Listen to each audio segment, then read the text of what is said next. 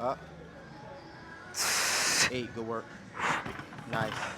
I didn't expect it to be that easy. Nah, that's it. I'll be honest. I told you, we've been working. Wow. Yeah. So, Rube is a little shocked by what he doing, but that's why I always say too, get more stronger with lower numbers before you move to higher numbers sometimes, because you don't realize you being able to do 5 more reps of a lower weight, it's gonna be a lot easier for you to be able to maximize 2 more reps with a heavier weight. So do be mindful of that, because I think everybody likes to jump a 45 plate more so than working that in between, where it's like, okay, take the time to get comfortable with this weight.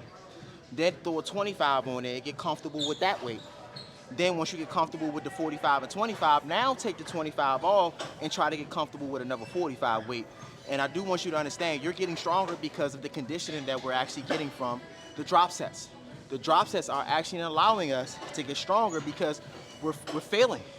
We're fatiguing the muscle as much as possible before we go into that next crazy weight. So that's why when we start to see, okay, even though you ain't never touched the weight in a while, you're like, wow, this weight feel like I've been touching it.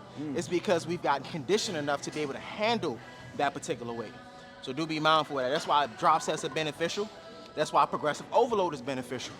Because I don't think you really realize when I cut, yeah, I'm not able to lift the amount of sets, but I still am still comfortable with that amount of weight for the most part. And it could be me doing something completely different.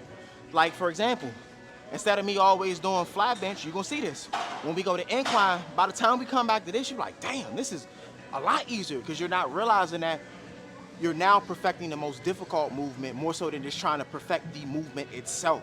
Sometimes you gotta do things that are a little bit harder than keep trying to do the same thing, you know what I mean?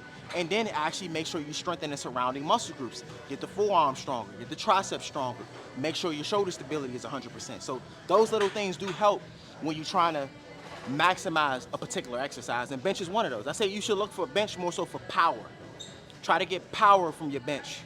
But then at the end of the day, when you're using something like dumbbells, you can focus on a little bit more time and attention, but do also understand that doing things like dumbbells, you're going to have to work on more stability, so that can actually take away from some of the power as well.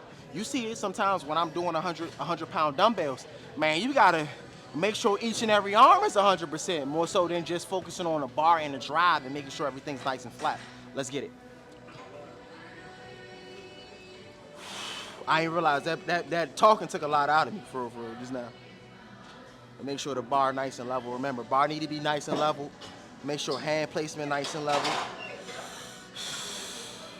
Nice breath when you do it. Make sure your positioning is clean before you unwrap. Let's get it.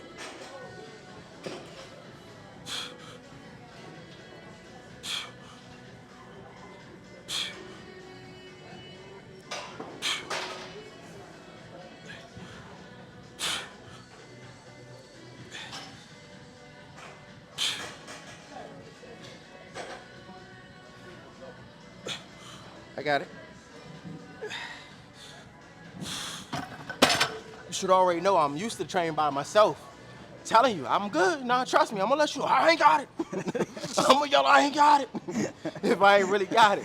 But if we got it, so this is one thing I always say too, where sometimes people gotta understand that depending on who your training partner is, sometimes your training partner can hinder you. So because, and I'm not advising this for everybody, it's a disclaimer, but for me knowing that I'm reluctant on myself, I'm not going to pursue another rep or another set that I'm not comfortable with, meaning that weight gonna fall back on me. If anything, I'm gonna make sure everything is set up properly. As you can see, this ain't set up properly. There's no pillars to grab the weight.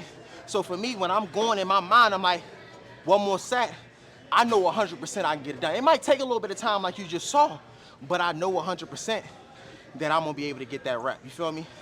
But you know one thing I'm loving about today? I ain't take no pre-workout. Let's get it.